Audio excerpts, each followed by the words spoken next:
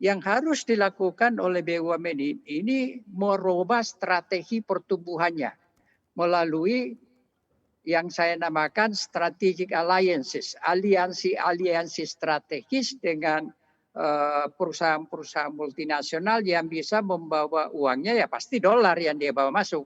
Kedua dia bawa teknologi sehingga dengan demikian ada jaminan bahwa bisnisnya akan berjalan dengan baik. Bahkan mereka bisa membawa best practice management, manajemen yang bagus. Dan yang terakhir juga biasanya mereka memiliki akses pasar misalnya ya.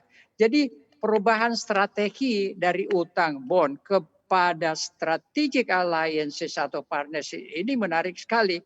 Saya kira ini sedang berlangsung di Krakatau Steel misalnya. Waktu zaman saya dulu, saya mau memasukkan strategic partner 40%. Kalau itu jadi pada waktu itu, nilai Krakatau Steel sekarang ini kira-kira 10 miliar dolar. Sekarang nilainya di bawah 1 miliar. Ini pun sesudah manajemen baru 2 tahun terakhir ini melakukan hal yang saya katakan tadi. Mereka membawa strategic partner yaitu POSCO yang membawa teknologi, bawa duit, bawa akses pasar. Dan sekarang mereka sudah tidak rugi lagi. Dan dalam jangka 2 tahun itu bisa di turn around. Tapi ini harus ada kebijakan, polisi. Nah polisi ini dari mana datangnya? Ya tentu harus diawali dengan direksi itu sendiri.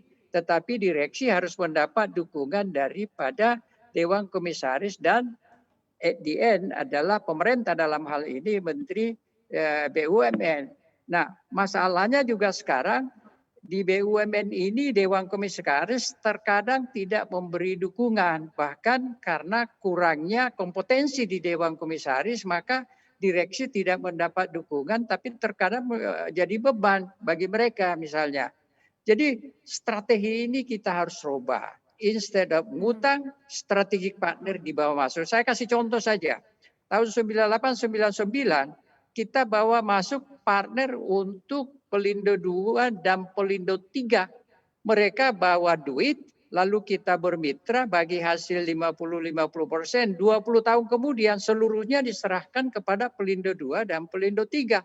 Dengan demikian risikonya ditanggung oleh justru strategic partner kita itu. Tapi yang paling penting di sini adalah manajemen. Tidak bisa kita restrukturisasi saja tanpa pembenahan manajemen. Saya kasih contoh Garuda yang sudah bangkrut. Utangnya 1,6 billion dollars ya, equity-nya minus. Itu dalam jangka waktu 2 tahun sudah direstruktur total. Bahkan mereka sudah IPO tahun 2011 dengan nilai 1.6 billion dollars.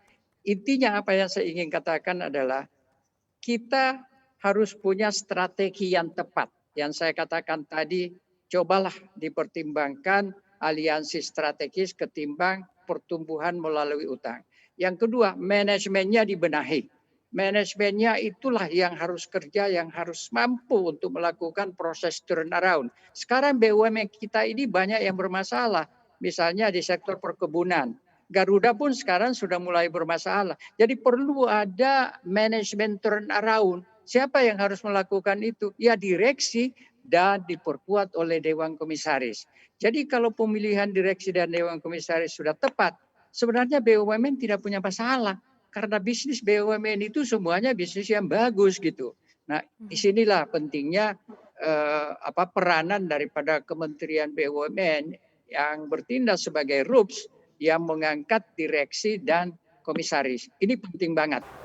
Nah, bagi Anda yang ingin mengikuti berita ekonomi dan juga bisnis, jangan lupa untuk install CNBC Indonesia di App Store dan juga di Play Store.